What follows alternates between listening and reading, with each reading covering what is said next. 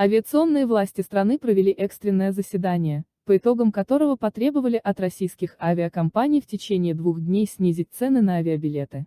В противном случае агентство гражданской авиации примет соответствующие меры о дальнейшем выполнении чартерных рейсов с их стороны, заявил Азия Плюс глава агентства гражданской авиации Таджикистана Икрам Субханзода. Очередное заседание агентства гражданской авиации состоялось утром 22 апреля. В нем приняли участие глава агентства гражданской авиации Икрам Субханзода, глава транспортной прокуратуры Саидмурод Кадирзода, замначальника управления транспорта МВД страны Заир Камалзода, представители КОНП, российских авиакомпаний «Уральские авиалинии», «Атаваир», «Сибири Северный ветер».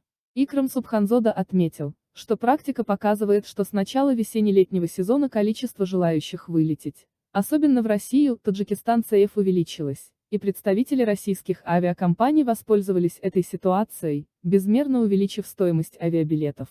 Население для покупки авиабилетов по завышенным ценам вынуждено использовать различные методы и меры, в том числе берет кредиты в банках, что усложняет их финансовое положение.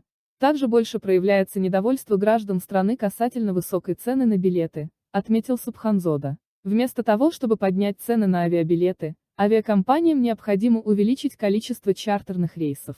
В связи с этим, по согласованию с республиканским штабом, мы готовы принять соответствующие меры для обеспечения своевременной выдачи разрешений на такие рейсы. Также на заседании выступил Саидмурод Кадирзода, прокурор транспортной прокуратуры РТ, который подчеркнул, что данная проблема требует незамедлительного решения. В сегодняшних условиях каждый из нас обязан принять меры по снижению стоимости авиабилетов, отметил прокурор. По итогам заседания было принято решение: российские авиакомпании должны снизить стоимость авиабилетов в течение 2 дней, а в случае, если стоимость билета не будет уменьшена, агентство гражданской авиации Таджикистана оставляет за собой право принять соответствующие меры касательно разрешения на осуществление чартерных рейсов.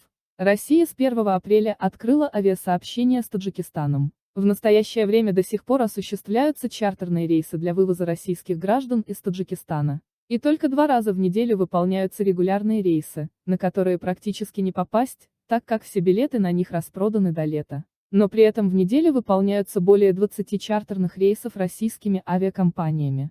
Агентство гражданской авиации по согласованию с авиакомпаниями Самон Эйр и Атаваир, которые осуществляют регулярные рейсы, определило стоимость авиабилетов по направлению Душанбе-Москва и обратно по цене $500. В соцсетях и СМИ пишут, что стоимость авиабилетов на чартерные рейсы достигает 15 тысяч самани. Посольство РФ в РТ отвечает: мы попытались узнать в посольстве России в Таджикистане, когда будут отменены чартерные рейсы в Россию. Зачем они летают, если уже принято решение об открытии постоянных рейсов?